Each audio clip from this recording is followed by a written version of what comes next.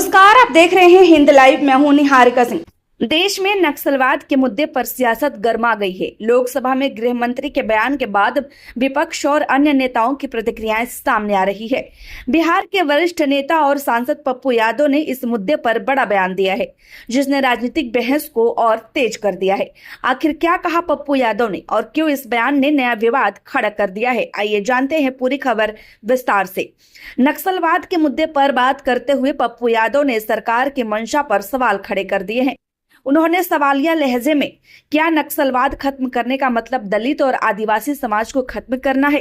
पप्पू यादव का यह बयान सीधे तौर पर सरकार की नीतियों पर सवाल उठाता है और सामाजिक न्याय की बहस को सामने लाता है। ऐतिहासिक व्यक्तियों का जिक्र अपने बयान में पप्पू यादव ने कई ऐतिहासिक और सामाजिक नेताओं का भी जिक्र किया। उन्होंने कहा, सिद्धू कान्हू कौन थे? बिरसा मुंडा कौन थे? सावित्रीबाई फुले कौन थी? पप्पू यादव का कहना है कि ये सभी लोग समाज के कमजोर वर्गों के अधिकारों के लिए लड़े और उनकी पहचान को बचाया। पप्पू यादव ने आगे कहा कि आदिवासी समाज हमेशा से जल, जंगल और जमीन की रक्षा करता आया है। उन्होंने तिलक मांझी और अन्य नेताओं का जिक्र करते हुए कहा कि ये लोग प्रकृति पूजक थे और उन्होंने बाहरी ताकतों से अपने संसाधनों की रक्षा की। उनके मुताबिक अंग्रेज से लेकर आज तक कई ताकतें इन संसाधनों पर नजर रखती आई हैं और आदिवासी समाज ने हमेशा इसका विरोध किया है। दरअसल यह पूरा विवाद उस समय शुरू हुआ जब देश के गृह मंत्री अमित शाह ने संसद में नक्सलवाद पर बड़ा बयान दिया। उन्होंने कहा कि देश में नक्सलवाद को खत्म करने की दिशा में बड़ी सफलता मिली है।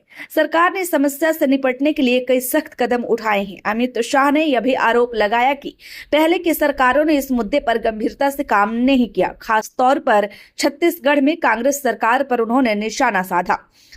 गृह मंत्री के आरोपों पर कांग्रेस ने भी जोरदार जवाब दिया है। छत्तीसगढ़ के पूर्व मुख्यमंत्री भूपेश बघेल ने अमित शाह के बयान को गलत बताया। उन्होंने कहा, गृह मंत्री ने लोकसभा में झूठ बोला है।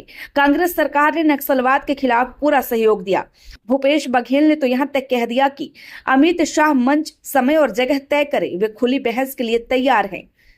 अब सवाल यह उठता है कि क्या नक्सलवाद पर राजनीति ज्यादा हो रही है या वाकई जमीनी स्तर पर हालात बदल रहे हैं? तरफ सरकार दावा कर रही है कि नक्सलवाद खत्म होने की कगार पर है, तो दूसरी तरफ विपक्ष इसे सामाजिक और राजनीतिक मुद्दा बता रहा है।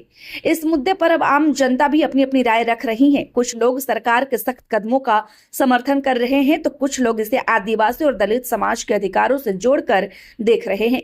तो कुल मिलाकर नक्सलवाद का मुद्दा अब सिर्फ सुरक्षा का नहीं बल्कि राजनीतिक और सामाजिक न्याय का बड़ा मुद्दा बन चुका है। पप्पू यादव के बयान ने इस बहस को और तेज कर दिया है और आने वाले दिनों में यह मुद्दा और भी गरमाने वाला है। अमित शाह के बयान को कई लोग समर्थन दे रहे हैं, तो वही कई लोग इसे आदिवासियों के अधिकार के हनन जैसे मुद्दों से जोड़कर देख रहे हैं। लोगों का कहना है कि भाजपा सरकार नक्सलवाद खत्म करने का मतलब आदिवासी समुदाय को खत्म कर रही है। वही कई नेताओं के भी इसमें एंट्री हो गई है।